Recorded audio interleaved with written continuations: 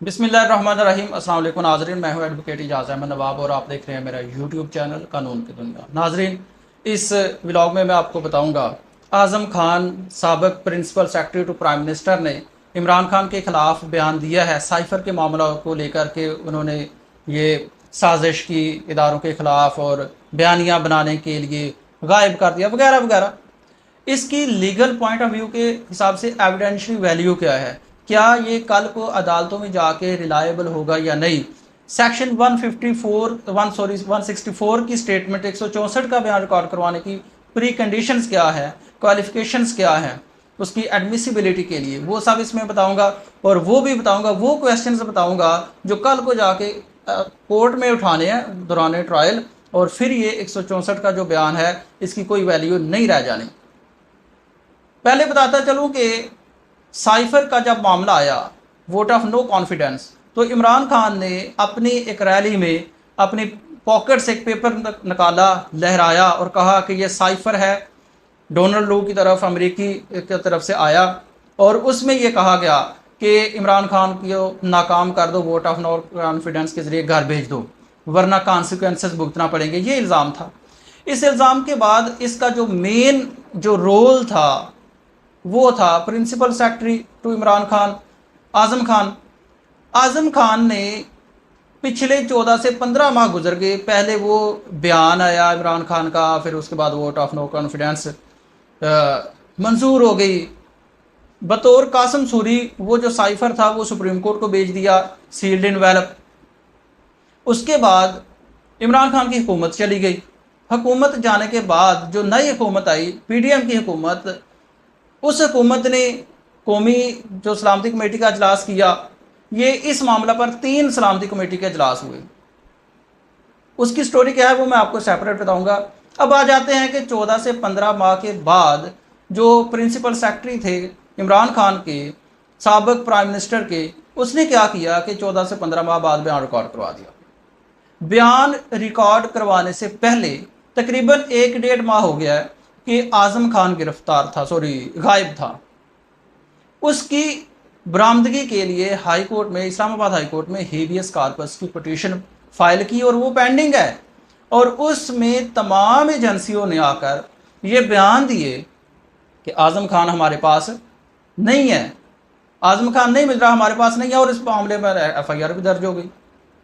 अब अचानक से 1 से 1.5 माह के बाद आज़म खान साहब नमूदार होते हैं और वो डायरेक्टली खबर आ जाती है कि आज़म खान ने इमरान खान के ख़िलाफ़ बयान तैयार कर लिया, वो रिकॉर्ड करवाने जा रहे हैं। वो जी बयान रिकॉर्ड करवा दिया और वो डायरेक्टली 164 का बयान करवाया है, मैजिस्ट्रेट के सामने जाके उसने रिकॉर्ड करवा दिया।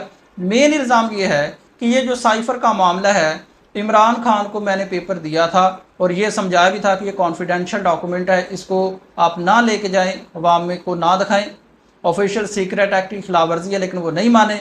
और फिर ये भी बताया कि डेट बताई कि शायद 9 मार्च को मुझसे लिया था और अगले दिन मैंने पूछा तो कहा जी गायब हो गया। ये इल्ज़ामात हैं आज़म खान ने लगाए।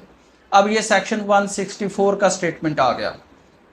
मैंने आपको बताना है कि ये सेक्शन 164 की स्टेटमेंट किस तरह से इस केस में नाकाबिल कबूल है, गैर कानूनी है, और जो प्री कंडीशंस हैं, जो क्वालिफिकेशंस हैं सेक्शन 164 की स्टेटमेंट की एडमिशन की, वो फुलफ़िल नहीं होती हैं।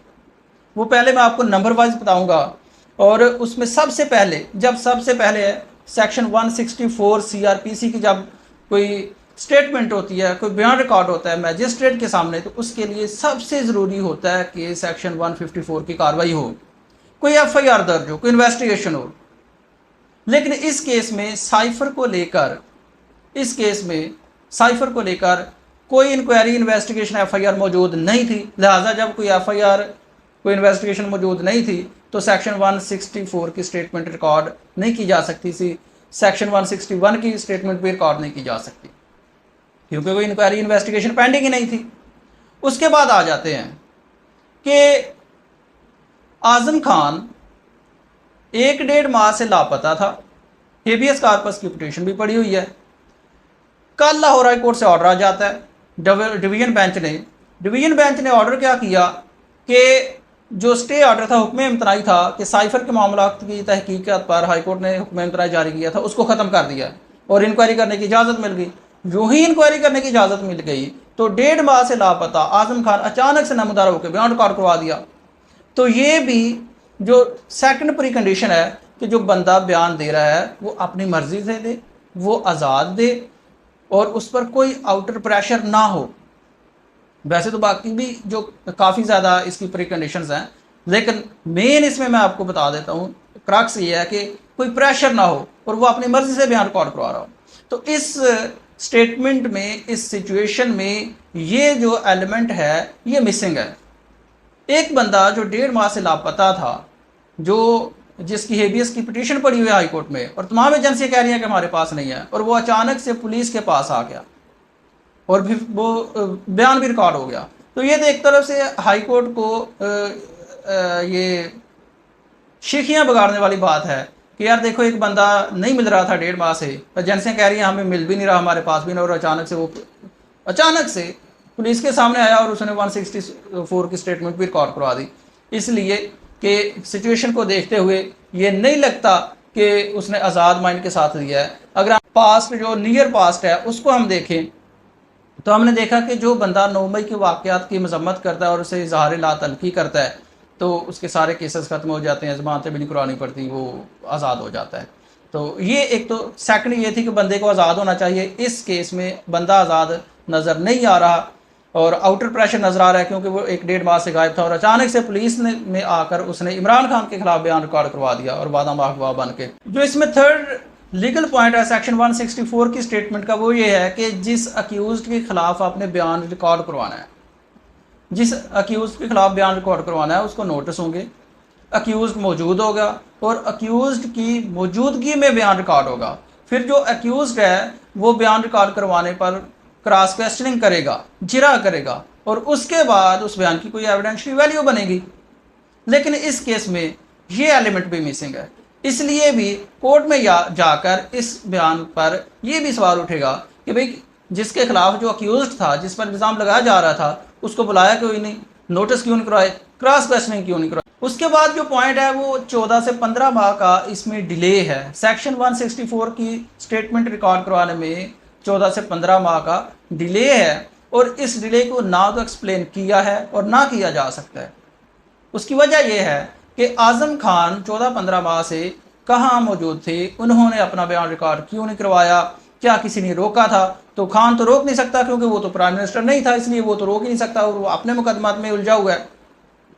तो ये जो 14-15 माह का है वो आज़म खान नंबर 1 वो खुद गिल्टी था। अगर यह हकीकत है वो खुद गिल्टी था, इसका मेन रोल था, तो उसने पहले ये बयान रिकॉर्ड नहीं करवाया, आज करवाया और डायरेक्टली गायब होने के 1.5 महीना के बाद आके पुलिस के सामने, मजिस्ट्रेट के सामने बयान रिकॉर्ड करवा दिया। इसलिए ये जो डिले है बयान रिकॉर्ड करवाने में, ये फैटल है, ये भी असरअंदाज होगी और इससे जो सैंक्टिटी है सेक्शन 164 की स्टेटमेंट जो है उस पर असर पड़ेगा। तो ये 164 की स्टेटमेंट्स थी related to this case, cipher के मामला को लेकर। सेक्शन 154 की स्टेटमेंट जो आज़म खान ने रिकॉर्ड करवाई है उसको लेकर। तो ये जो सारी की सारी लीगल पॉइंट्स थे, रिक्वायरमेंट्स थी सेक्शन 164 की, वो इसमें पूरी नहीं होती है। लिहाजा कोर्ट में जाकर ये जो 164 का स्टेटमेंट रिकॉर्ड हुआ है ये एक्सेप्ट नहीं होगा, एडमिसिबल नहीं होगा और इस स्टेटमेंट की बुनियाद पर सज़ा नहीं दी जा सकेगी। शुक्रिया।